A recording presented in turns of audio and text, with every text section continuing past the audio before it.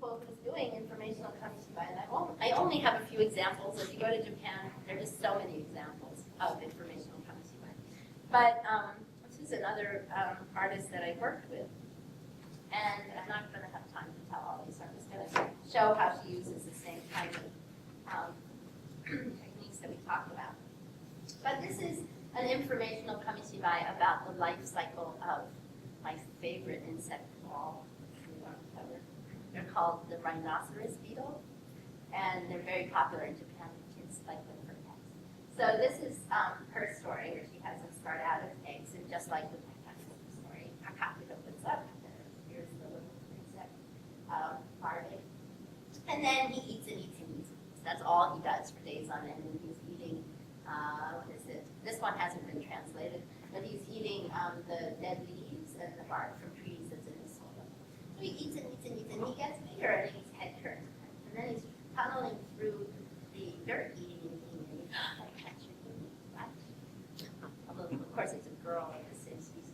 And they're just talking and going along when suddenly, gutty, gutty, gutty, gutty, gutty, gutty, gutty, gutty, along comes a mole. He's saying, kum, kum, kum, smelling. It smells some delicious bugs. Where are they? He's going, oh, gutty, gutty, gutty. And suddenly, go, boom, he runs into a big rock, which of course saves these guys.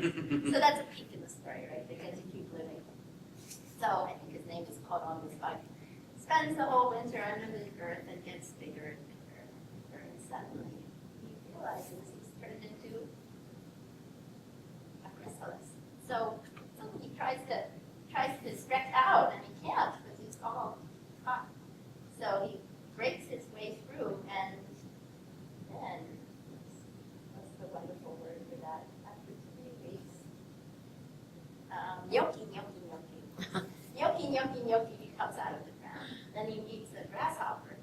He's smelling this wonderful smell. What does that smell from? It smells so delicious. And the grasshopper tells him, well, it's not my kind of thing, but it's up on that oak tree over there. So suddenly, he takes to flight. He didn't even know he had wings. He's flying up toward that smell. And he lands on the oak tree, only to find that there are all these other bugs already licking the sap of the oak tree when who should come along from above.